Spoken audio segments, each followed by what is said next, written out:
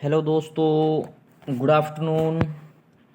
और आज आप लोगों के लिए हम 170 प्रश्नों की एक सीरीज लाए हैं। 170 क्वेश्चन आपको उसमें मिलेंगे और साथ ही साथ आपका लक्ष्य ये होना चाहिए कि उसमें कम से कम आप 150 से 160 प्रश्नों के उत्तर ज़रूर दें।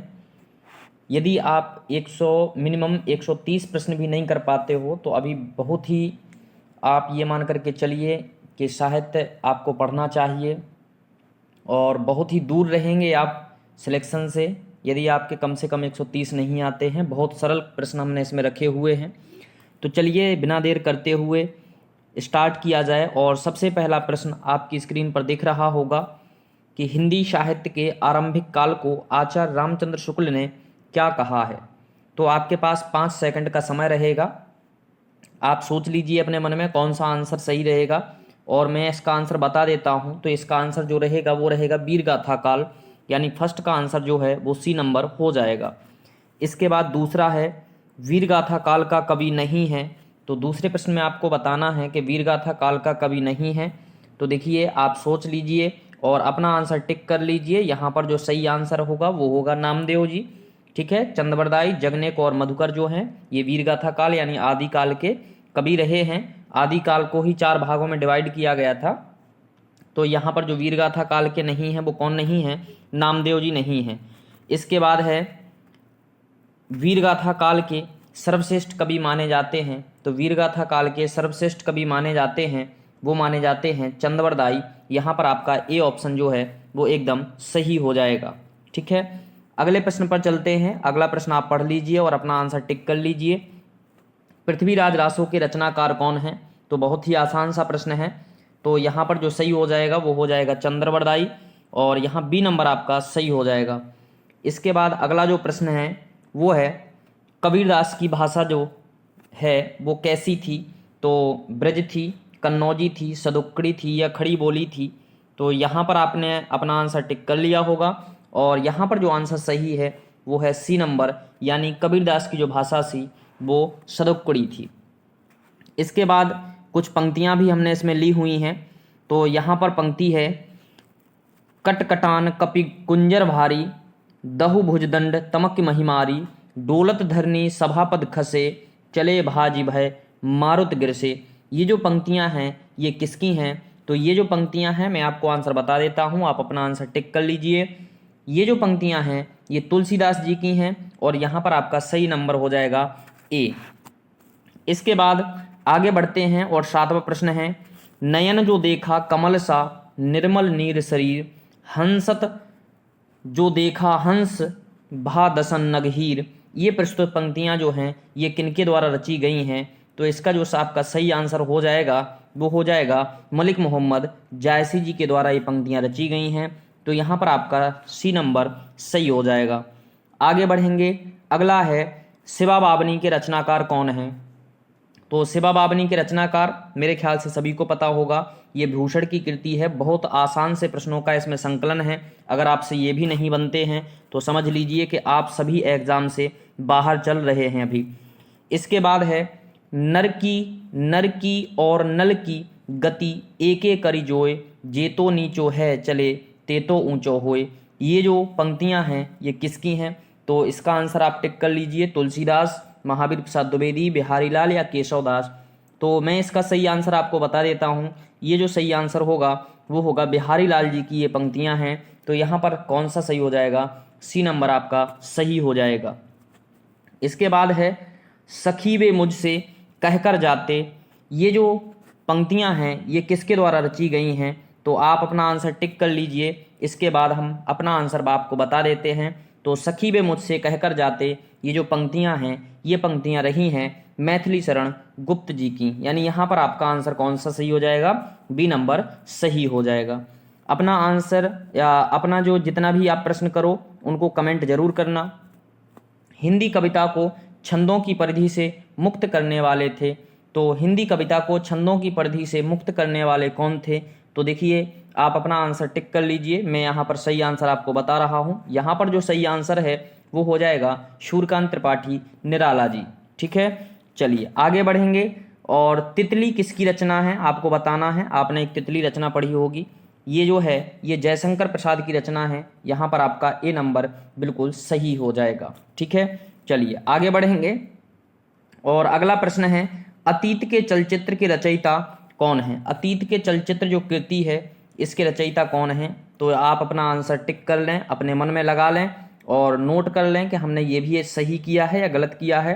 तो यहाँ पर अतीत के जो चलचित्र हैं ये महादेवी वर्मा जी की कृति है, इस वजह से यहाँ पर आंसर कौन सा सही हो जाएगा, सी नंबर सही हो जाएगा। ठीक है, चलिए आगे बढ़ते हैं। पल्लव के रचयिता कौन है, एक पल्लव कृति है उसके रचयिता कौन है, तो मैं इसका सही आंसर आपको बता देता हूँ। इसके जो रचयिता हैं वो हैं सुमित्रा नंदन पंत। यहाँ पर आपका ऑप्शन कौन सा सही हो जाएगा, ए नंबर सही हो जाएगा। ठीक है, चलिए आगे बढ़ेंगे। चिंतामणि के रचयिता कौन है, चिंतामणि के रचयिता आपको बताना है, तो ध्यान रखना चिंतामणि के जो रचयिता होंगे वो रहेंगे रामचंद्र शुक्ल जी, यानी यहाँ पर आपका जो आंसर है वो सी नंबर सही हो जाएगा। चलिए आगे बढ़ते हैं और अगला प्रश्न है जन्मेजय का नाग यज्ञ किसकी कृति है। तो जन्मेजय का नाग यज्ञ जो कृति है वो आप लोग अपना आंसर क्लिक कर लें जल्दी से, और मैं इसका सही आंसर आपको बता देता हूँ। ये जो कृति है वो जयशंकर प्रसाद जी की कृति है, यानी यहाँ पर जो आंसर है वो बी नंबर सही हो जाएगा। ठीक है, चलिए आगे बढ़ेंगे और ये रिपीट क्वेश्चन हुआ है और यहाँ पर हम देखते हैं अगला 17वां क्वेश्चन। हम दीवानों की क्या हस्ती है, आज यहाँ कल वहाँ चले, मस्ती का आलम साथ चला, हम धूल उड़ाते जहाँ चले। प्रस्तुत पंक्तियाँ जो हैं ये किसकी हैं, सियाराम शरण गुप्त की, भगवती चरण वर्मा की, सुभद्रा कुमारी चौहान की या रामधारी सिंह दिनकर की। तो यहाँ पर आपको सही आंसर बताना है, मैं इसका सही आंसर आपको बता देता हूँ। भगवती चरण वर्मा जी की ये पंक्तियाँ हैं, इसलिए आपका बी नंबर यहाँ पर सही आंसर हो जाएगा। अगला जो है वो है निम्नलिखित में सबसे पहले अपनी आत्मकथा हिंदी में किसने लिखी है, तो ये आपको बताना है। तो देखिए जो सबसे पहली आत्मकथा है हिंदी में लिखने वाले वो हैं राजेंद्र प्रसाद जी, तो यहाँ पर आपका सही आंसर कौन सा हो जाएगा, डी नंबर हो जाएगा। चलिए आगे बढ़ते हैं और अगला प्रश्न है आपका 19वां।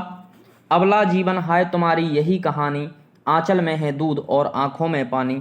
ये उपर्युक्त पंक्तियाँ जो हैं ये किसके द्वारा लिखी गई हैं, ये कहाँ से ली गई हैं, ये आपको बताना है किस काव्य की हैं। ठीक है, किस काव्य की हैं, तो कामायनी की, साकेत की, यशोधरा की या आंसू की। तो ये जो पंक्तियां हैं ये यशोधरा से ली गई हैं और यहाँ पर जो है आपका सी आंसर सही हो जाएगा। ठीक है, चलिए आगे बढ़ेंगे और अगला प्रश्न है हिमालय के आंगन में उसे प्रथम किरणों का देव उपहार, उषा ने हंस अभिवादन किया और पहनाया हीरे का हार। तो आपको ये बताना है कि ये जो पंक्तियां हैं ये किसकी हैं। तो यहाँ पर मैं आपको सही आंसर बता देता हूँ, आप अपना आंसर टिक कर लीजिए। समय है आपके पास 5 सेकंड और यहाँ पर जो सही आंसर रहेगा वो आपका रहेगा जयशंकर प्रसाद, यानी सी नंबर आपका सही हो जाएगा। इसके बाद देखिए 4-5 हमने पंक्तियाँ ली हुई हैं। ठीक है, बाकी आपके बहुत सरल सरल प्रश्न यहाँ पर रखे गए हैं और एग्जाम में आएंगे, ये भी ध्यान रखना। आंचलिक रचनाएं किससे संबंधित होती हैं, देश विदेश से, लोक विशेष से, क्षेत्र विशेष से या फिर जाति विशेष से। तो यहाँ पर ध्यान रखना जो आंचलिक रचनाएं या आंचलिक उपन्यास हो, आंचलिक कुछ भी हो, तो वो जो होता है वो क्षेत्र विशेष से संबंधित होता है। यहाँ पर आपका सी नंबर सही रहेगा। ठीक है, चलिए आगे बढ़ेंगे। निर्गुण भक्ति काव्य का प्रमुख कवि कौन है, तो निर्गुण भक्ति काव्य के जो प्रमुख कवि हैं वो आप ध्यान रखना कौन है, सी नंबर यानी कबीरदास जी हैं। कौन है, कबीरदास जी हैं। चलिए आगे बढ़ेंगे और यहाँ पर तीसरा प्रश्न आपके सामने है, श्रद्धा किस कृति की नायिका है। ये बहुत आसान सा प्रश्न है और सभी को पता होगा कि ये जो श्रद्धा है ये कामायनी की नायिका हैं, यानी यहाँ पर जो सही आंसर हो जाएगा वो ए नंबर हमारा सही होगा। चलिए आगे बढ़ते हैं और अगला प्रश्न है, तरोवर फल नहीं खात है, शर्वर पे यही न पान। ये जो पंक्तियां हैं ये किसकी हैं या इन पंक्तियों के रचयिता कौन हैं, तो यहाँ पर तरवर फल नहीं खात हैं ये जो पंक्तियां हैं ये रहीम जी की हो जाएंगी। किसकी हो जाएंगी, रहीम जी की हो जाएंगी। चलिए आगे बढ़ते हैं। तरन तनुजा तट तमाल तरोवर बहु छाए, प्रस्तुत पंक्तियों के रचयिता कौन हैं। तरनी तनुजा तट तमाल, इसका आपको आंसर बताना है। तो मैं इसका जो सही आंसर है उसको बता देता हूँ। ये जो पंक्तियाँ हैं ये भारतेंदु हरिश्चंद्र जी की हैं, तो यहाँ पर आपका क्या हो जाएगा, ए नंबर सही हो जाएगा। चलिए आगे बढ़ते हैं और अगला क्वेश्चन है, बड़ा आसान सा क्वेश्चन है। बुंदेले हर बोलो के मुँह हमने सुनी कहानी थी, खूब लड़ी मर्दानी वह तो झांसी वाली रानी थी। ये जो पंक्तियाँ रची गई हैं ये किसके द्वारा रची गई हैं, तो इसका आप बस ध्यान रखना और सभी को वैसे इसका मालूम भी होगा। तो यहाँ पर आपका सही क्या हो जाएगा, सुभद्रा कुमारी चौहान, यानी कि सी नंबर हो जाएगा। चलिए आगे बढ़ते हैं, अगला प्रश्न है, मुझे तोड़ लेना बनमाली उस पथ पर तुम देना फेंक, मातृभूमि पर शीश चढ़ाने जिस पथ जावे वीर अनेक। ये जो पंक्तियां हैं ये किसके द्वारा रची गई हैं, तो ये जो पंक्तियां रची गई हैं ये रची गई हैं माखनलाल चतुर्वेदी जी के द्वारा, यानी यहाँ पर जो सही आंसर है वो कौन सा हो जाएगा, डी नंबर हो जाएगा। चलिए आगे बढ़ते हैं और अगला प्रश्न है हमारा, दरवाजे से चंडालगढ़ी की तरफ नजर दौड़ाने पर एक अद्भुत दृश्य दिखाई देता था, इस पंक्ति के रचनाकार कौन है। दरवाजे से चंडालगढ़ी की तरफ नजर दौड़ाने पर एक अद्भुत दृश्य दिखाई देता था, तो इसको आपको बताना है। तो ये जो है ये राहुल सांकृत्यायन जी के द्वारा रचा हुआ है। ठीक है, चलिए आगे बढ़ते हैं और अब लगभग आप लोगों के पंक्तियों से संबंधित क्वेश्चन खत्म हो गए हैं। भूषण की कविता का प्रधान स्वर है, तो भूषण की कविता का प्रधान स्वर आपको बताना है, व्यंग्यात्मक, प्रशस्तिपरक, श्रृंगारिक या कारुणिक। तो यहाँ पर जो आपका सही आंसर हो जाएगा वो हो जाएगा प्रशस्तिपरक, यानी यहाँ पर जो सही आंसर है वो कौन सा हो जाएगा, बी नंबर हो जाएगा। ठीक है, चलिए आगे बढ़ेंगे और अगला है, अपभ्रंश में कृष्ण काव्य के प्रणेता आपको बताना है। अपभ्रंश में कृष्ण काव्य के प्रणेता कौन है, तो आप लोग जल्दी से बताएंगे। पुष्पदंत हैं, शालिभद्र सूरी हैं, स्वयंभू हैं या फिर हरिभद्र सूरी जी हैं। तो यहाँ पर जो आपका सही आंसर हो जाएगा, कृष्ण काव्य के प्रणेता जो हैं वो पुष्पदंत जी हैं और यहाँ पर सही आंसर आपका ए हो जाएगा। चलिए आगे बढ़ते हैं और अगला प्रश्न है, प्रथम सूफी प्रेमाख्यानक काव्य के रचयिता कौन है। प्रथम सूफी प्रेमाख्यानक काव्य के रचयिता आपको बताना है कौन है, तो ध्यान रखना ये जो हैं ये मुल्ला दाऊद जी हैं। यहाँ पर आपका जो सही आंसर है वो सी नंबर हो जाएगा। ठीक है, चलिए आगे बढ़ते हैं, हिंदी के प्रथम गद्यकार कौन हैं। हिंदी के आपको प्रथम गद्यकार बताने हैं, हिंदी के प्रथम गद्यकार आपको बताने हैं। तो ध्यान रखना हिंदी के जो प्रथम गद्यकार हैं वो लल्लू लाल जी हैं। कौन है, लल्लू लाल जी हैं। तो यहाँ पर आपका जो आंसर है वो कौन सा हो जाएगा, बी नंबर सही हो जाएगा। चलिए आगे बढ़ते हैं, हिंदी में के सर्वप्रथम प्रकाशित पत्र का नाम क्या है। हिंदी के सर्वप्रथम प्रकाशित पत्र का नाम आपको बताना है। तो ये भी आप सभी को मालूम होगा, उदंड मार्तंड है। ठीक है, कौन सा है, उदंड मार्तंड है। चलिए आगे बढ़ेंगे, छायावाद के प्रवर्तक का नाम आपको बताना है भैया कि छायावाद के प्रवर्तक कौन है। तो सुमित्रानंदन पंत, श्रीधर पाठक, मुकुटधर पांडे या जयशंकर प्रसाद। तो छायावाद के प्रवर्तक जो हैं वो हैं जयशंकर प्रसाद जी और यहाँ पर जो सही आंसर है वो हो जाएगा आपका डी। चलिए आगे बढ़ते हैं, प्रगतिवाद उपयोगितावाद का दूसरा नाम है, यह कथन किसका है। प्रगतिवाद उपयोगितावाद का दूसरा नाम है, ये किसका कथन है, तो ये कथन जो था ये नंद दुलारे वाजपेयी जी का था। ठीक है, चलिए इसके बाद आगे बढ़ते हैं, प्रेमचंद्र के अधूरे उपन्यास का नाम आपको बताना है। तो ये भी सभी लोगों को ज्ञात होगा और ये वास्तविकता में अब पूरा हो चुका है और ये जो सही आंसर है मंगलसूत्र है, प्रेमचंद्र के अधूरे उपन्यास का मंगलसूत्र है। ठीक है, इसको लिखते समय लिखते लिखते उनकी मृत्यु हो गई थी, देहांत हो गया था, इसलिए अधूरा रह गया था और इसको उनके पुत्र अमृत राय ने पूरा कर दिया है। चलिए आगे बढ़ेंगे, रामधारी सिंह दिनकर को भारतीय ज्ञानपीठ पुरस्कार प्राप्त हुआ था, कौन सी कृति पर हुआ था, ये आपको इसमें बताना है। ठीक है, रामधारी सिंह दिनकर को कौन सी कृति पर भारतीय ज्ञानपीठ पुरस्कार, साहित्य अकादमी नहीं है, ज्ञानपीठ पुरस्कार है, ध्यान रखना। ठीक है, तो ये जो प्राप्त हुआ था वो उर्वशी पर हुआ था, यानी यहाँ पर डी नंबर आपका सही हो जाएगा। चलिए आगे बढ़ते हैं, हिंदी साहित्य के इतिहास के सर्वप्रथम लेखक का नाम आपको बताना है। हिंदी इतिहास जो ग्रंथ लिखे जाते हैं उसमें आपको सबसे पहले जिन्होंने इतिहास ग्रंथ लिखा था उनका नाम आपको बताना है। तो उनका नाम जो है वो गौरसदा ताशी है, यहाँ पर आपका डी नंबर सही हो जाएगा। ठीक है, चलिए आगे बढ़ेंगे। और पद्मावत किसकी रचना है ये आपको बताना है। पद्मावत किसकी रचना है, तो पद्मावत जो है सभी को मालूम होगा, और ये जो है ये मलिक मोहम्मद जायसी जी की रचना है। ठीक है, तो यहाँ पर कौन सा सही हो जाएगा, डी नंबर सही हो जाएगा। चलिए आगे बढ़ते हैं। और 20वां प्रश्न है, बेताल पचीसी के रचनाकार कौन है। बेताल पचीसी के रचनाकार आपको बताना है। तो बेताल पचीसी के जो रचनाकार हैं, ध्यान रखना बेटा, वो हैं सुरती मिश्र। कौन है, सुरती मिश्र, यानी डी नंबर आपका सही आंसर हो जाएगा। ठीक है, चलिए आगे बढ़ते हैं। और 20 प्रश्नों की श्रृंखला है, ये ध्यान रखना। सुहाग के नुपुर के रचयिता कौन है, तो सुहाग के नुपुर के रचयिता आपको बताना है। तो ध्यान रखना, निराला, मोहन राकेश, अमृतलाल नागर या प्रेमचंद्र जी हैं। तो यहाँ पर जो सही आंसर आपका रहेगा वो रहेगा अमृतलाल नागर, यानी सी नंबर हमारा सही हो जाएगा। ठीक है, चलिए आगे बढ़ेंगे। बहुत आसान आसान सी रचनाएं ली हैं, ये सभी लोगों ने पढ़ी होंगी। बस आपको इतना ध्यान रखना है कि 170 में कम से कम 130 नंबर प्राप्त जरूर करने हैं। संस्कृति के 4 अध्याय किसकी रचना है, संस्कृति के 4 अध्याय किसकी रचना है, तो ये भी आप लोगों को मालूम होगा। ये जो रचना है वो रामधारी सिंह दिनकर जी की है। ठीक है, चलिए आगे बढ़ते हैं। अशोक के फूल काव्य संग्रह के रचनाकार कौन हैं, तो अशोक के फूल आपको बताना है। और वास्तविकता में यहाँ जो अशोक के फूल के रचनाकार हैं वो हैं हजारी प्रसाद द्विवेदी जी। डी नंबर आपका सही आंसर हो जाएगा। ठीक है, चलिए झरना किसकी कृति है ये आपको बताना है। झरना किसकी कृति है, तो इसको भी आप सभी लोग जान रहे होंगे, अपना आपने आंसर क्लिक कर लिया होगा। तो यहाँ पर जो सही आंसर है वो है जयशंकर प्रसाद जी।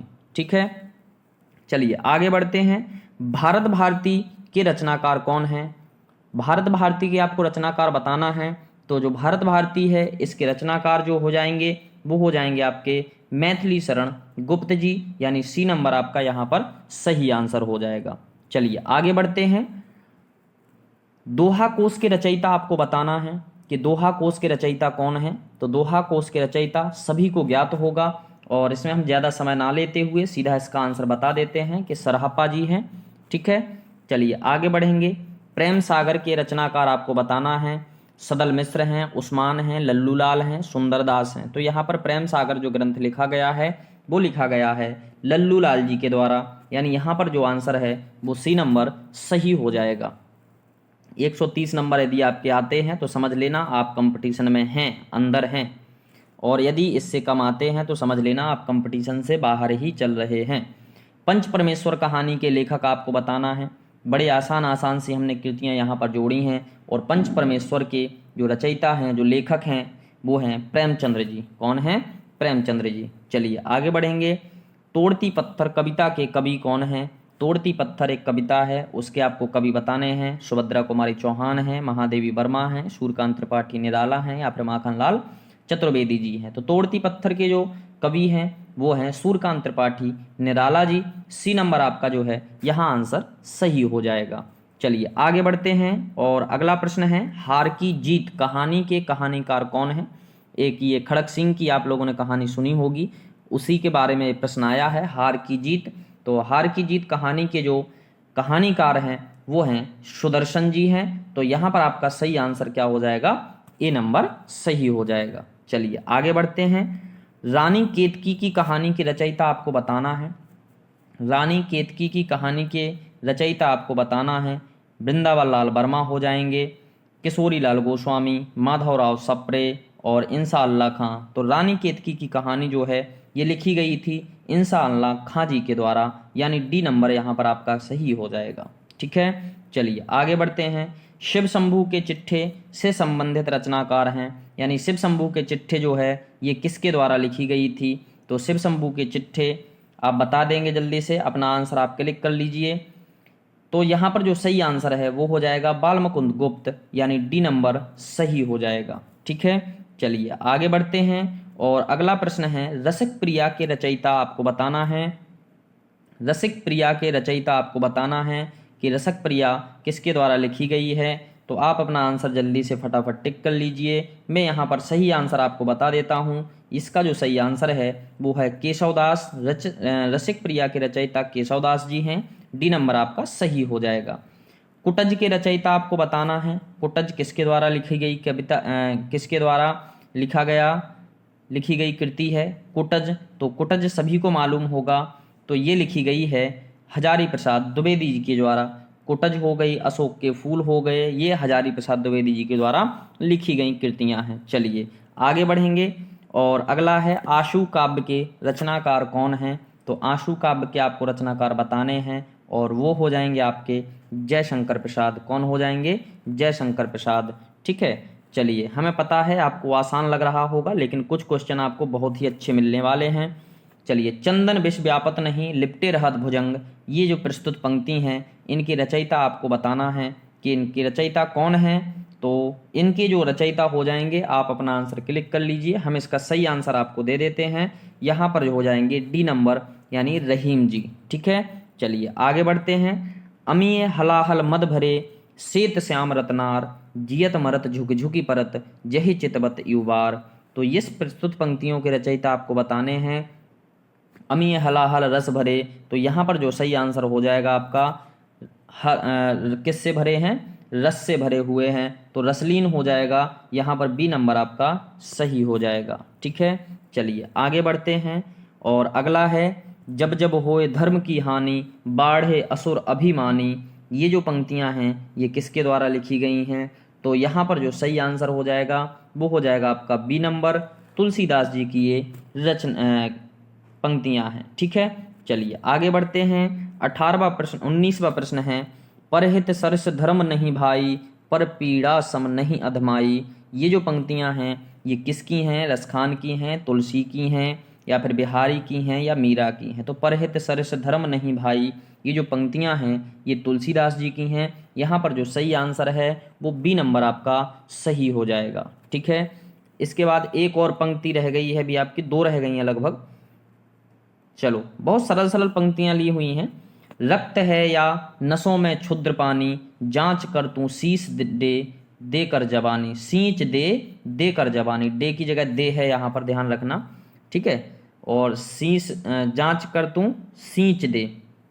अब देखिए यहाँ पर माखनलाल, रामधारी सिंह दिनकर, बालकृष्ण शर्मा नवीन, या फिर सुभद्रा कुमारी चौहान, ये पंक्तियाँ किसकी हैं? तो आपको ये बताना है। तो ये जो पंक्तियाँ हैं ये हैं माखनलाल चतुर्वेदी जी की। ठीक है, तो यहाँ पर 20 का सही आंसर क्या हो जाएगा? ए हो जाएगा। चलिए आगे बढ़ते हैं। बहुत ही आसान सी पंक्तियाँ आई हैं, कई बार आप लोगों ने पढ़ी होंगी। दिवाशान का समय मेघमय आसमान से उतर रही है, वह संध्या सुंदरी परी सी धीरे धीरे। ये जो पंक्तियाँ हैं ये किस कवि की हैं? महादेवी वर्मा की, सुभद्रा नंदन पंत की, रामधारी सिंह दिनकर की, या सूर्यकांत त्रिपाठी निराला जी की? तो यहाँ पर जो सही आंसर हो जाएगा वो हो जाएगा आपका सूर्यकांत त्रिपाठी निराला जी। चलिए आगे बढ़ते हैं।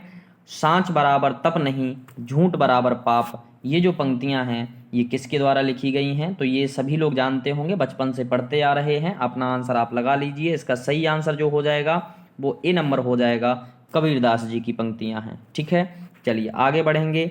अष्टछाप के सर्वश्रेष्ठ भक्त कवि के रूप में किसका नाम लिया जाता है? अष्टछाप के सर्वश्रेष्ठ कवि के रूप में जो नाम लिया जाता है वो सूरदास जी का लिया जाता है। यहाँ पर आपका सही आंसर क्या हो जाएगा? बी नंबर हो जाएगा। चलिए आगे बढ़ेंगे। रामचरितमानस की भाषा आपको बतानी है कि रामचरितमानस की भाषा क्या है। तो रामचरितमानस की भाषा जो है वो अवधी भाषा है, इस बात का ध्यान रखना। यहाँ पर डी नंबर आपका सही आंसर हो जाएगा। आगे बढ़ेंगे। भूषण किस रस के कवि थे? भूषण किस रस के कवि थे? तो यहाँ पर जो आपका सही आंसर हो जाएगा वो हो जाएगा भूषण जो हैं वो वीर रस के कवि थे। सी नंबर आपका सही हो जाएगा। ठीक है, चलिए आगे बढ़ते हैं। हिंदी का आदि कवि किसे माना जाता है? हिंदी का आदि कवि किसे माना जाता है? तो इसका जो सही आंसर रहेगा वो रहेगा स्वयंभू जी को। किसको माना जाता है? स्वयंभू जी को। चलिए आगे बढ़ते हैं। रामचरितमानस में कितने कांड हैं? तो ये भी सभी लोगों को ज्ञात होगा। अपना आंसर आप क्लिक कर लीजिए। सही आंसर जो है वो हो जाएगा 7। ठीक है, चलिए आगे बढ़ते हैं और 8वां प्रश्न है निम्नलिखित में से कौन सा एक व्यंग लेखक है? तो व्यंग लेखक आपको बताना है। तो ध्यान रखना, व्यंग अधिकतर जो लिखे हुए हैं वो लिखे हैं हरिशंकर परसाई जी ने, तो यहाँ पर डी नंबर आपका एकदम सही हो जाएगा। चलिए आगे बढ़ते हैं। आपका बंटी रचना के प्रधान समस्या को उजागर करने वाले विकल्प को चुनिए। आपका बंटी में कौन सी समस्याएं दी हुई हैं ये आपको बताना है। तो आपका बंटी में दी हुई हैं तलाक से जुड़ी बाल समस्याएं, तलाक से जुड़ी बाल समस्याएं। ठीक है, चलिए आगे बढ़ेंगे। हिंदी पत्रिका कादम्बनी के संपादक कौन हैं? हिंदी पत्रिका कादम्बनी के संपादक आपको बताना है। तो यहाँ पर जो सही आंसर हो जाएगा वो हो जाएगा राजेंद्र अवस्थी जी, यानी ए नंबर यहाँ पर सही हो जाएगा। ठीक है, चलिए आगे बढ़ते हैं। दिनकर किस रस के कवि माने जाते हैं? दिनकर आपको बताने हैं किस रस के कवि माने जाते हैं। तो ये भी मैं आपको बता दूं, ये भी वीर रस के कवि माने जाते हैं। ठीक है, चलिए आगे बढ़ते हैं। निराला को कैसा कवि माना जाता है ये आपको बताना है। आपके पास 5 सेकंड का समय है, आप बता सकते हैं। और यहाँ पर जो निराला हैं उनको क्रांतिकारी कवि माना गया है। तो यहाँ पर जो सही आंसर हो जाएगा वो हो जाएगा बी नंबर। ठीक है, चलिए आगे बढ़ते हैं। निम्नलिखित में कौन सा एक उपन्यास जैनेन्द्र द्वारा रचित है? निम्नलिखित में से कौन सा उपन्यास जैनेन्द्र द्वारा रचित है? तो जैनेन्द्र द्वारा रचित जो है वो है परख। कौन सा है? परख। यहाँ पर जो आपका सही आंसर है वो हो जाएगा बी नंबर। चलिए आगे बढ़ते हैं और अगला प्रश्न है, हिंदी गद्य का जन्मदाता किसको माना जाता है?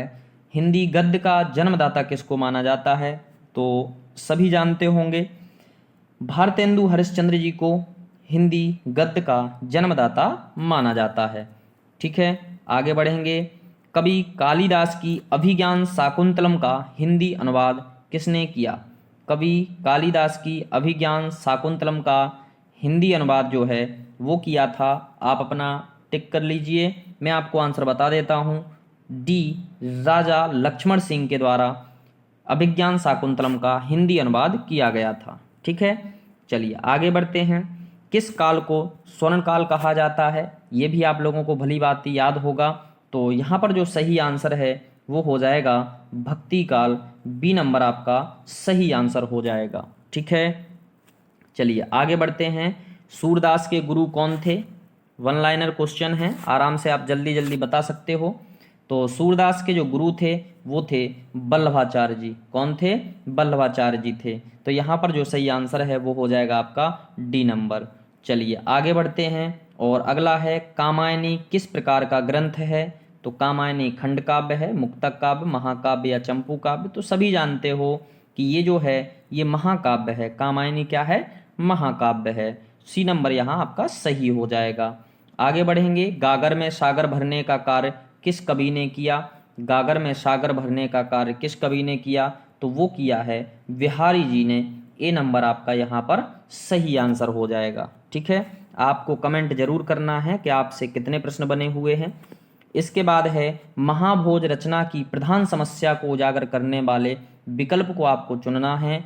तो यहाँ पर महाभोज में कौन सी समस्या दी गई है? तो ध्यान रखना, महाभोज में राजनीतिक समस्या को उजागर किया गया है, यानी यहाँ पर जो सही आंसर है वो सी नंबर हो जाएगा। ठीक है, चलिए आगे बढ़ते हैं। वापसी किस विधा में रचित है? वापसी जो कृति है ये किस विधा में रचित है ये आपको बताना है। आत्मकथा है, कहानी है, संस्मरण है या फिर यात्रा वृत्तांत है? तो वापसी जो है वो एक प्रकार की कहानी है, भावनाओं में बह करके यात्रा वृत्तांत नहीं लगाना है। यहाँ पर जो सही आंसर है वो हो जाएगा बी नंबर। ठीक है, तोड़ती पत्थर कैसी कविता है ये आपको बताना है। व्यंग परक है, उपदेशात्मक है, यथार्थवादी है या आदर्शवादी है? तो ध्यान रखना, अब तोड़ती पत्थर है तो वास्तविकता में यहाँ पर यथार्थ के बारे में बताया गया होगा। तो यहाँ पर जो सही आंसर है वो आपका सी नंबर हो जाएगा, यथार्थवादी। ठीक है, चलिए आगे बढ़ते हैं। फणीश्वरनाथ रेणु से संबद्ध सही प्रदेश का नाम चुनिए। फणीश्वरनाथ से आपको बताना है कि उनसे कौन सा जो है संबंधित प्रदेश है, महाराष्ट्र है, बिहार है, हिमाचल है या उत्तरांचल है? तो फणीश्वरनाथ रेणु से जो है वो संबंधित है बिहार। तो यहाँ पर सही आंसर हो जाएगा आपका बी नंबर। ठीक है, चलिए आगे बढ़ेंगे। विद्यापति की पदावली की भाषा क्या है? आपको बताना है। तो विद्यापति की पदावली, जिसके अनुसार इनको मैथिल कोकिल भी कहा जाता है, तो उसकी भाषा जो है वो है मैथिली। ठीक है, ए नंबर आपका यहाँ पर सही आंसर हो जाएगा। आगे बढ़ेंगे और अगला प्रश्न है कि उग्र कहते हैं, बताइए भैया किस कवि को हम उग्र कहते हैं। तो ध्यान रखना, उग्र की जो उपाधि दी गई थी वो दी गई थी पांडे बेचन शर्मा जी को। ठीक है, आपने कई बार लिखा भी देखा होगा इनके नाम के पीछे पांडे बेचन शर्मा उग्र। तो यहाँ बी नंबर आपका सही आंसर हो जाएगा। आगे बढ़ेंगे और अगला प्रश्न है कि बिहारी किस राजा के दरबारी कवि हैं। बिहारी किस राजा के दरबारी कवि थे। तो इनका भी ध्यान रखना, ये जयसिंह राजा के दरबारी कवि रहे हैं कौन, बिहारी जी। ठीक है, तो यहाँ पर सी नंबर आपका सही आंसर हो जाएगा। अगला है शेष कादंबरी के रचयिता आपको बताने हैं कि शेष कादंबरी के रचयिता कौन हैं। नरेश मेहता हैं, हजारी प्रसाद द्विवेदी हैं, बाणभट्ट हैं या अलका शरावगी हैं। तो शेष कादंबरी के जो रचनाकार हैं वो कौन हैं, अलका शरावगी हैं। इनका ध्यान रखना, बी नंबर आपका सही आंसर हो जाएगा। इसके बाद अगला है राग दरबारी के रचयिता कौन हैं। तो राग दरबारी के रचयिता सभी लोगों को मालूम होगा, लेटेस्ट क्वेश्चन है आप लोगों के लिए। तो श्रीलाल शुक्ल जी हैं जो राग दरबारी के रचयिता हैं। ठीक है, आगे बढ़ेंगे, पूस की रात के रचनाकार कौन हैं। तो ये भी एक कहानी है पूस की रात, इसके आपको रचनाकार बताने हैं। आपने अपना आंसर लगा लिया होगा और मैं इसका सही आंसर आपको बता देता हूँ, ए नंबर हो जाएगा, प्रेमचंद्र जी हैं। ठीक है, चलिए आगे बढ़ेंगे और ध्रुव स्वामिनी नाटक है। ध्रुव स्वामिनी नाटक के रचयिता आपको बताने हैं कि ध्रुव स्वामिनी नाटक के रचयिता कौन है। राम कुमार वर्मा हैं, राम वृक्ष बैनीपुरी हैं, जयशंकर प्रसाद हैं, भारतेंदु हरिश्चंद्र जी हैं। तो ध्रुव स्वामिनी के जो हैं वो जयशंकर प्रसाद जी रचयिता हैं। सी नंबर आपका यहाँ पर एकदम सही हो जाएगा। चलिए अगले क्वेश्चन पर हम आपको ले चलते हैं और अगला क्वेश्चन है आत्मनिर्भरता निबंध के रचनाकार आपको बताने हैं। ठीक है, आप अपना अपना आंसर टिक कर लीजिए। आत्मनिर्भरता निबंध के रचनाकार जो हैं वो मैं आपको बता देता हूँ, बालकृष्ण भट्ट जी हैं। बालकृष्ण भट्ट जी जो हैं आत्मनिर्भरता निबंध के रचनाकार हैं। बी नंबर आपका सही आंसर हो जाएगा। आगे बढ़ेंगे, गंगा छवि वर्णन किसकी कृति है। गंगा छवि वर्णन किसकी कृति है। तो ध्यान रखना, गंगा छवि वर्णन जो है भारतेंदु हरिश्चंद्र जी की कृति है। भारतेंदु हरिश्चंद्र जी की कृति है। चलिए आगे बढ़ेंगे और अगला है अनामदास का पोथा। अनामदास का पोथा जो है वो किसकी रचना है ये आपको बताना है। तो इनका भी आंसर फटाफट आप लोग बताएंगे। मैं इनका आंसर आपको बता देता हूँ, आपने अपना आंसर टिक कर लिया होगा। तो अनामदास का पोथा जो है वो हजारी प्रसाद द्विवेदी जी की कृति है। यहाँ पर सी नंबर आपका सही हो जाएगा। आगे बढ़ेंगे, अगला प्रश्न है भिक्षुक कविता के रचयिता कौन हैं। भिक्षुक कविता के रचयिता आपको बताने हैं। तो भिक्षुक कविता के जो रचयिता हैं वो हो जाएंगे अपने निराला जी, यानी यहाँ पर डी नंबर आपका सही हो जाएगा। ठीक है, चलिए आगे बढ़ते हैं। यदि जिसको लग रहा है कि बहुत ही स्पीड में पढ़ा रहे हैं तो आप वीडियो को पुश कर सकते हो। ठीक है, भ्रमर गीत के रचयिता आपको बताने हैं कि भ्रमर गीत के रचयिता जो हैं वो कौन हैं। तो भ्रमर गीत के रचयिता आप बताएंगे और मैं इसका आंसर टिक कर देता हूँ और यहाँ पर जो हैं वो सूरदास जी इसका सही आंसर हो जाएगा। ए नंबर सही आंसर है। चलिए आगे बढ़ते हैं, ईदगाह कहानी के रचनाकार कौन है। तो ईदगाह कहानी के रचनाकार भी आप लोगों को मालूम होगा, फटाफट अपना आंसर लगा लीजिए। मैं इसका आंसर आपको बता देता हूँ, ए नंबर यानी प्रेमचंद्र जी इसका सही आंसर हो जाएंगे। आगे बढ़ेंगे, वीरों का कैसा हो वसंत, ये जो कविता है ये किसके द्वारा रची गई है। तो वीरों का कैसा हो वसंत ये सुभद्रा कुमारी चौहान जी के द्वारा रची हुई कविता है। बी नंबर आपका यहाँ सही हो जाएगा। आगे बढ़ते हैं, संदेश रासक के रचयिता आपको बताना है। संदेश रासक के रचयिता कौन हैं। तो ये भी लगभग सभी को याद होगा, आदिकाल से संबंधित प्रश्न है और यहाँ पर जो सही हो जाएगा वो अब्दुल रहमान जी हो जाएंगे। संदेश रासक के रचयिता कौन हो जाएंगे, अब्दुल रहमान जी हो जाएंगे। आगे बढ़ते हैं, साखी के रचयिता कौन है।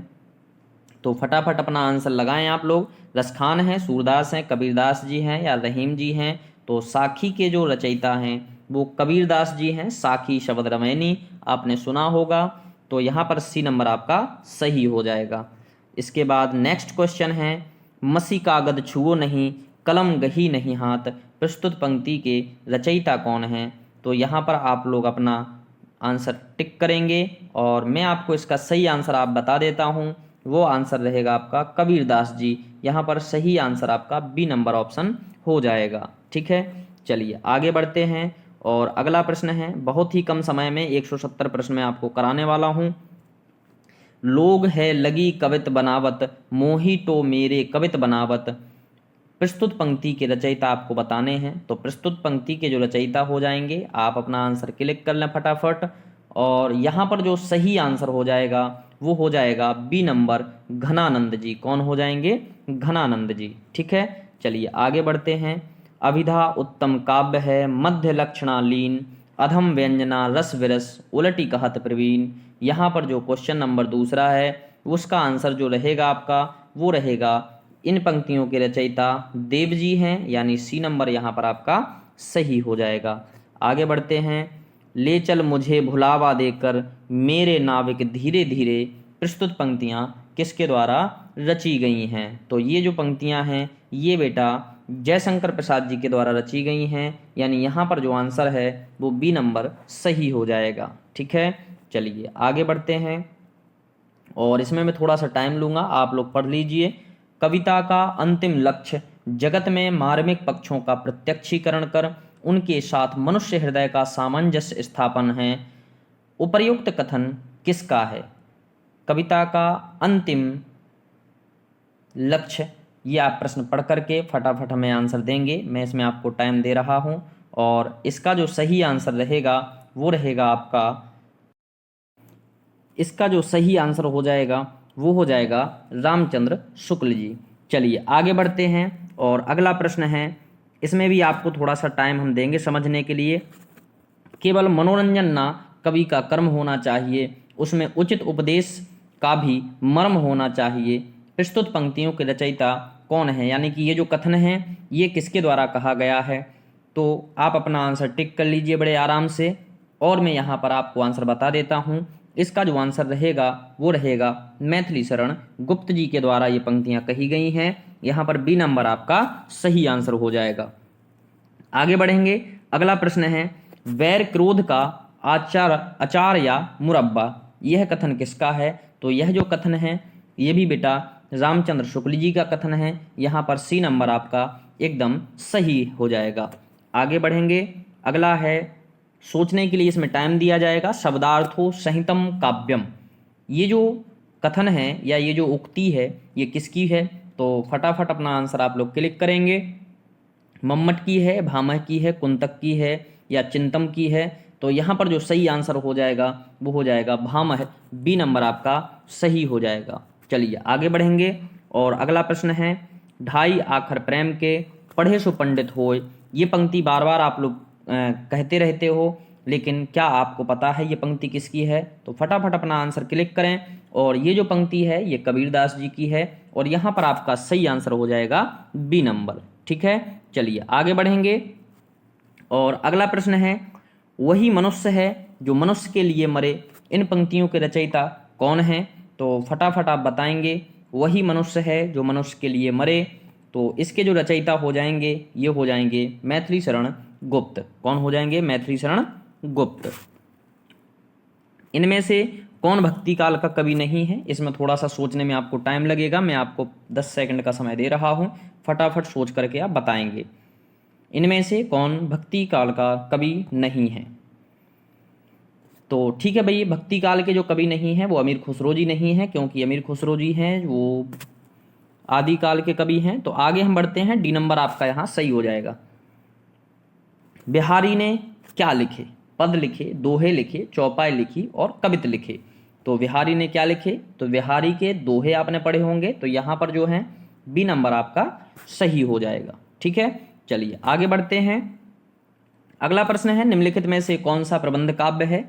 तो फटाफट आप लोग निम्नलिखित में से प्रबंध काव्य बताएंगे और प्रबंध काव्य जो है वो हो जाएगा यहाँ पर रामचरितमानस। ठीक है, क्योंकि ये महाकाव्य है और महाकाव्य जो शैली होती है वो प्रबंध काव्य की होती है। ठीक है, चलिए आगे बढ़ेंगे। निम्नलिखित में से किन्हें साहित्य अकादमी पुरस्कार मिला है? तो साहित्य अकादमी पुरस्कार मिला है? प्रेमचंद्र जी को, नामवर सिंह को, निराला जी को या भारतेंदु हरिश्चंद्र जी को? तो सभी जानते होंगे साहित्य अकादमी पुरस्कार मिला है किसको? नामवर सिंह जी को। ठीक है, बी नंबर आपका यहाँ पर सही हो जाएगा। आगे बढ़ेंगे, अगला प्रश्न है पृथ्वीराज रासो किस काल की रचना है? आदिकाल की है, रीति काल की है, भक्ति काल की है या फिर आधुनिक काल की है? तो पृथ्वीराज रासो जो रचना है वो बेटा आदिकाल की रचना है। यहाँ पर ए नंबर आपका सही हो जाएगा। ठीक है, चलिए आगे बढ़ेंगे। निम्नलिखित में से कौन छायावादी कवि हैं? आप लोग बताएंगे फटाफट, निम्नलिखित में से छायावादी कवि कौन है? बहुत ही आसान सा प्रश्न है। निम्नलिखित में से छायावादी कवि आपको बताना है, तो ध्यान रखना छायावादी कवि जो हैं वो सुमित्रानंदन पंत जी हैं। ठीक है, चलिए आगे बढ़ेंगे। नामवर सिंह ने अधिकांश क्या लिखा? कविताएं लिखी, कहानी लिखी, संस्मरण लिखी या आलोचना लिखी है? तो नामवर सिंह ने अधिकतर क्या लिखे हैं? तो ध्यान रखना ये नामवर सिंह जो हैं ये आलोचनात्मक कवि हैं और इन्होंने जो सबसे ज़्यादा लिखी हैं वो आलोचनाएं लिखी हैं, यानी यहाँ पर आंसर जो है वो डी नंबर सही हो जाएगा। आगे बढ़ेंगे। आत्मजाइए के रचयिता कौन है? श्रीकांत वर्मा हैं, नरेश मेहता हैं, कुंवर नारायण हैं या फिर मुक्तिबोध हैं? तो आत्मजाइए के जो रचयिता हैं वो बेटा कुंवर नारायण जी हैं। आपका यहाँ पर सी नंबर क्या हो जाएगा? सही आंसर हो जाएगा। ठीक है, चलिए आगे बढ़ते हैं और अगला प्रश्न है चांद का मुँह टेढ़ा। फटाफट आप लोग इसका आंसर लगाएंगे, बिल्कुल एकदम सरल है, सभी ने पढ़ा होगा। तो यहाँ पर जो सही आंसर है वो है गजानन माधव मुक्तिबोध। ठीक है, और इसको मैंने सिखाया भी था। मुँह टेढ़ा है और मुँह टेढ़ा किसका है? गज का है, गजानन जी का। चलिए आगे बढ़ेंगे। रामलला नेहचू के रचनाकार कौन है? तो रामलला नेहचू के रचनाकार आपको बताना है, तो यहाँ पर जो आपका सही आंसर है वो हो जाएगा तुलसीदास जी, यानी कि सी नंबर एकदम करेक्ट आंसर हो जाएगा।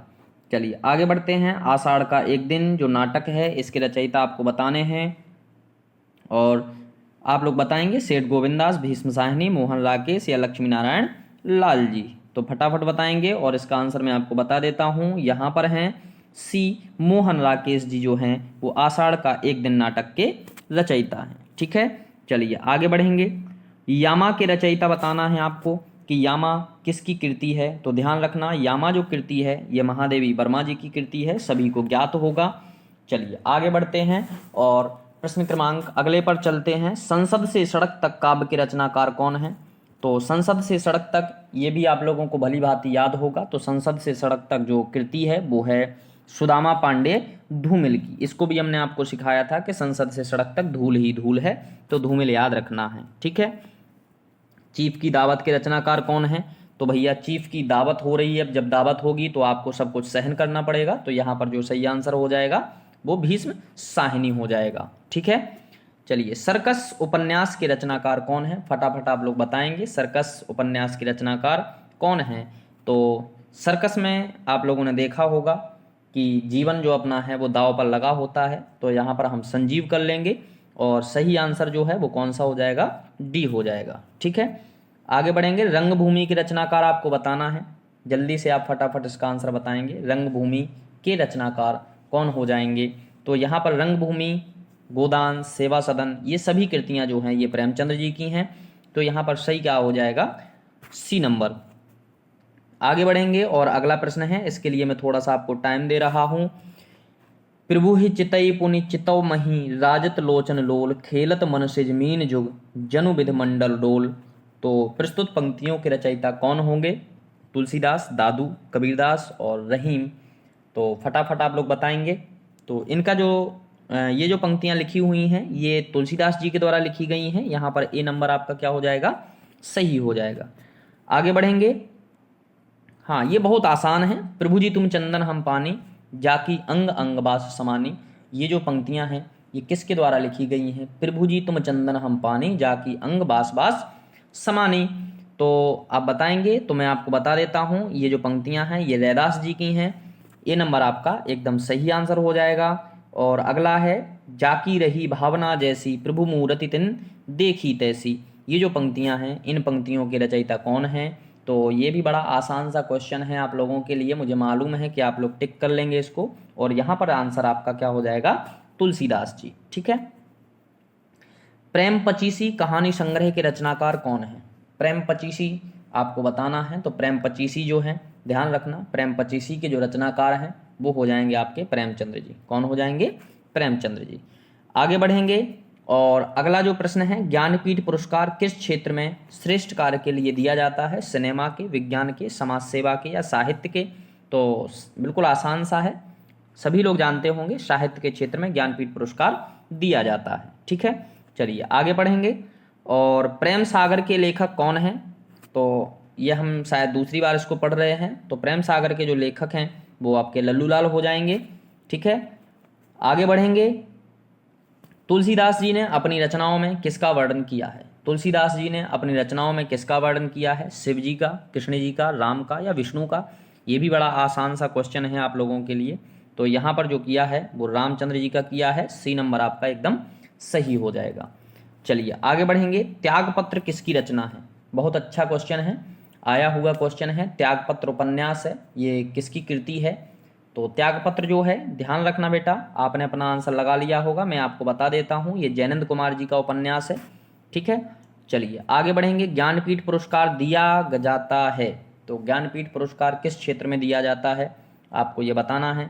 हिंदी भाषा के प्रचार प्रसार हेतु, भारतीय लेखकों का आर्थिक सहायता हेतु, भारतीय भाषा एवं साहित्यकारों के रचनात्मक लेखन हेतु। तो आराम से इसका आंसर आप लगा सकते हो। सी नंबर इसका आपका सही आंसर हो जाएगा। ठीक है, आगे बढ़ेंगे।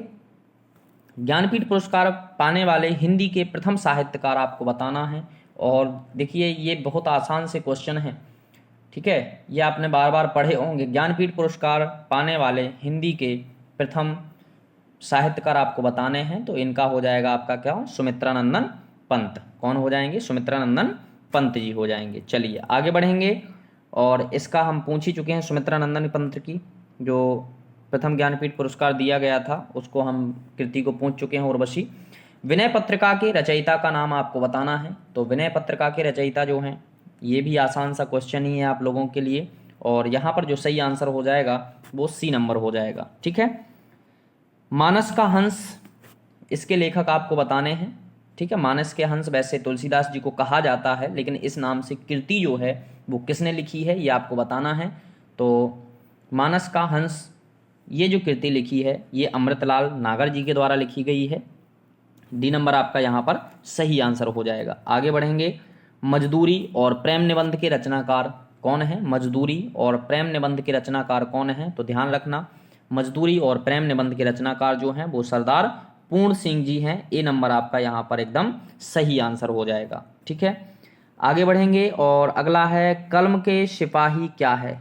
कलम का सिपाही एक अमृत राय जी के द्वारा लिखी हुई जीवनी है। ठीक है, क्या है? जीवनी है। तो यहाँ पर आपका सही हो जाएगा डी नंबर, जिसमें प्रेमचंद्र जी की जीवनी लिखी गई है। चलिए आगे बढ़ेंगे। दुख ही जीवन की कथा रही, क्या कहूँ आज जो नहीं कही। प्रस्तुत पंक्तियों के रचयिता आपको बताना है कि प्रस्तुत पंक्तियों के रचयिता कौन है। तो आप अपना आंसर फटाफट लगा लीजिए और मैं इसका सही आंसर आपको बता देता हूँ। इसका जो सही आंसर हो जाएगा वो हो जाएगा सूर्यकांत त्रिपाठी निराला। डी नंबर आपका सही आंसर हो जाएगा। ठीक है, चलिए आगे बढ़ेंगे। और अगला प्रश्न आपके पास है, हिंदी की पहली कहानी लेखिका का नाम आपको बताना है। बहुत सा आसान से क्वेश्चन लेकर के आए हैं। तो यहाँ हिंदी की पहली कहानी लेखिका जो हैं वो बंग महिला हो जाएंगी। ठीक है, चलिए आगे बढ़ेंगे। खड़ी बोली के सर्वप्रथम लोकप्रिय कवि माने जाते हैं। खड़ी बोली के सर्वप्रथम लोकप्रिय कवि माने जाते हैं, कौन है भैया खड़ी बोली के? तो यहाँ पर जो आपका सही आंसर है वो हो जाएगा अयोध्या सिंह उपाध्याय हरिओद जी। ठीक है, अमीर खुसरो वगैरह यहाँ पर नाम नहीं है, ध्यान रखना। चलिए आगे बढ़ेंगे। फणीश्वरनाथ रेणु किसके लेखक हैं? गबन के, गीतांजलि के, मैलांचल के और कामायनी के। तो ये भी भली भांति आप लोग जानते होंगे। तो फणीश्वरनाथ रेणु जो हैं वो मैलांचल के कवि हैं, वो लेखक हैं। चलिए आगे बढ़ेंगे। गोदान किसकी कृति है? फणीश्वरनाथ रेणु की, प्रेमचंद्र जी की, अज्ञेय की, जयशंकर प्रसाद जी की। तो गोदान जो है वो ध्यान रखना ये प्रेमचंद्र जी की कृति है। गोदान किसकी कृति है? प्रेमचंद्र जी की कृति है। चलिए आगे बढ़ेंगे। कस्तूरी कुंडल बसे आत्मकथा है। कस्तूरी कुंडल बसे आत्मकथा किसकी है? तो ध्यान रखना कस्तूरी कुंडल बसे। अब यहाँ पर बात आ गई है कुंडलों की, तो यहाँ पर ये मैत्रेयी पुष्पा हो जाएगा। ठीक है, चलिए यानी पुष्पों के कुंडल। तो यहाँ पांचवे का क्या हो जाएगा? बी नंबर आपका सही आंसर हो जाएगा।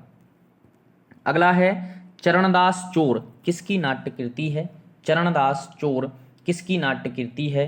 तो ध्यान रखना ये जो कृति लिखी गई थी, तो मैं आपको इसका सही आंसर बता देता हूँ, हबीब तनवीर जी के द्वारा लिखा गया था ये नाट्य। ठीक है, तो यहाँ पर जो है सी नंबर आपका एकदम सही आंसर हो जाएगा। आगे बढ़ेंगे, भूषण बिनुना विराजई कविता वनिता मित्र, यह कथन किसका है? तो यह कथन आपको बताना है। तो ये जो कथन है ये कथन हो जाएगा आपका कौन किसका? केशवदास जी का। किसका कथन हो जाएगा? सी नंबर केशवदास जी का। आगे बढ़ेंगे, ज्ञानमार्गी शाखा के कवियों को किस नाम से पुकारा जाता है? तो फटाफट इसको मैं आप बता देंगे भैया, ज्ञानमार्गी शाखा के कवियों को किस नाम से पुकारा जाता है? तो उनको संत कवि कहा जाता है। डी नंबर आपका यहाँ पर एकदम सही हो जाएगा। ठीक है, आगे बढ़ेंगे, इन मुसलमान हरिजनन पर कौटिक हिंदुन वार्य, यह कथन किसका है? तो बताएं फटाफट, इन मुसलमान हरिजनन पर, तो ये जो कथन है ये भारतेंदु जी का कथन है। यहाँ पर बी नंबर आपका क्या हो जाएगा? एकदम सही हो जाएगा। ठीक है, चलिए आगे बढ़ेंगे और अगला प्रश्न है, अपभ्रंश का वाल्मीकि किसे कहा जाता है? बड़ा आसान सा क्वेश्चन है, आप सोच लीजिए। अपभ्रंश का वाल्मीकि आपको बताना है, तो यहाँ पर जो सही आंसर हो जाएगा वो हो जाएगा आपका डी नंबर स्वयंभू। चलिए आगे बढ़ेंगे, चंद्रवरदाई किसके दरबारी कवि थे? चंद्रवरदाई किसके दरबारी कवि थे? तो चंद्रवरदाई सभी को पता होगा, पृथ्वीराज चौहान जी के दरबारी कवि रहे हैं। और अगला प्रश्न है, मलिक मोहम्मद जायसी को जायसी कहा जाता है, क्यों कहा जाता है ये आपको बताना है। तो ध्यान रखना, वो जायस नामक स्थान के निवासी थे, इस वजह से उनको क्या कहा जाता है? जायसी कहा जाता है। अगला है, रीतिकाल का वह कौन सा कवि है जो अपनी मात्र एक कृति से हिंदी साहित्य में अमर हो गया है? तो ये आपको बताना है और बड़ा आसान सा प्रश्न है कि रीतिकाल का वह कौन सा कवि है। तो आपने बिहारी सतसई एकमात्र कृति पढ़ी होगी बिहारी जी की, तो यहाँ पर सी नंबर आपका क्या हो जाएगा? सही हो जाएगा। अगला है, कठिन काव्य का प्रेत किस कवि को कहा जाता है? तो कठिन काव्य का प्रेत भी आप लोग फटाफट अपना आंसर क्लिक कर लें, मैं आपको इसका आंसर बता दे रहा हूँ। यहाँ पर जो है वो केशवदास जी को कठिन काव्य का प्रेत कहा जाता है। द्विवेदी युग का नामकरण किसके नाम पर हुआ है? द्विवेदी युग का नामकरण किसके नाम पर हुआ है? तो ये जो हुआ है ये महावीर प्रसाद द्विवेदी जी के नाम पर हुआ है। ध्यान रखना, भूलकर भी हजारी प्रसाद द्विवेदी मत लगा देना। इसके बाद अगला जो प्रश्न है, हिंदी प्रदीप के यशस्वी संपादक का नाम क्या है? हिंदी प्रदीप पत्रिका वही कौन निकालता था, कौन इनके संपादक थे? तो यहाँ पर जो हिंदी प्रदीप हो जाएगा बालकृष्ण भट्ट हो जाएगा। ठीक है, बी नंबर आपका यहाँ पर सही आंसर होगा। अगला है, निम्नलिखित में कौन सरस्वती पत्रिका के संपादक नहीं रहे हैं? तो ध्यान रखना, सरस्वती पत्रिका के संपादकों में श्याम सुंदर दास, महावीर प्रसाद द्विवेदी, श्री नारायण चतुर्वेदी जी, इन तीनों के द्वारा सरस्वती पत्रिका का संपादन किया गया है, लेकिन शांति प्रिय द्विवेदी के द्वारा नहीं किया गया। इस वजह से सही आंसर आपका क्या हो जाएगा? डी नंबर हो जाएगा। ठीक है, चलिए आगे बढ़ेंगे। उसने कहा था, एक कहानी है, तो ये आपको बताना है कि कौन इसके पात्र थे। तो ध्यान रखना, उसने कहा था कि पात्र जो हैं वो लहना सिंह जी हैं। कौन है? लहना सिंह जी हैं, और भी हैं इसमें, सूबेदार हैं और भी कई पात्र हैं। चलिए आगे बढ़ेंगे और अगला प्रश्न है, निम्नलिखित में कौन सा नाटक प्रसाद का नहीं है? यानी जयशंकर प्रसाद का नाटक आपको बताना है कि इसमें से कौन सा नहीं है। तो ध्यान रखना, यहाँ पर सिंदूर की होली जो है वो जयशंकर प्रसाद जी के द्वारा नहीं लिखा गया, इस वजह से आपका सही आंसर क्या हो जाएगा? डी हो जाएगा। चलिए आगे बढ़ते हैं। हिंदी साहित्य के आधुनिक काल को इस नाम से भी अभिहित किया जाता है, और वो कौन सा नाम है? हिंदी साहित्य के आधुनिक काल को और किस नाम से जाना जाता है?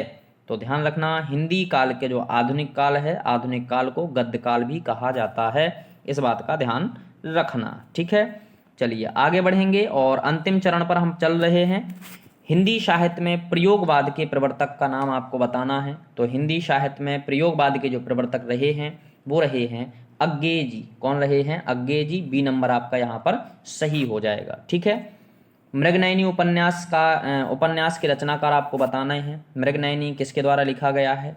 तो ध्यान रखना भैया, मृगनयनी जो है वो लिखा गया था वृंदावन लाल वर्मा जी के द्वारा। यहाँ पर डी नंबर आपका एकदम सही हो जाएगा। जायसी किस धारा के कवि हैं? फटाफट इसको सोच लीजिए, थोड़ा सा इसमें आपको टाइम लग सकता है। तो जायसी जी जो हैं, मैं आंसर बता देता हूँ, इसका सही आंसर हो जाएगा प्रेम आख्यान काव्यधारा के कवि हैं जायसी जी। चलिए आगे बढ़ेंगे। निम्नलिखित में कौन सी पुस्तक प्रेमचंद द्वारा नहीं लिखी गई है? कायाकल्प, जय पराजय, रंगभूमि और प्रेमाश्रम। तो यहाँ पर आप लोग सभी को पता चल गया होगा कि प्रेमचंद जी के द्वारा जय पराजय नामक पुस्तक नहीं लिखी गई है। बी नंबर आपका क्या हो जाएगा?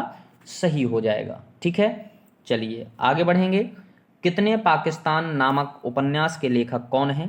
तो कितने पाकिस्तान, इसके जो लेखक हैं वो ध्यान रखना कमलेश्वर जी हैं। बी नंबर आपका यहाँ पर एकदम सही हो जाएगा।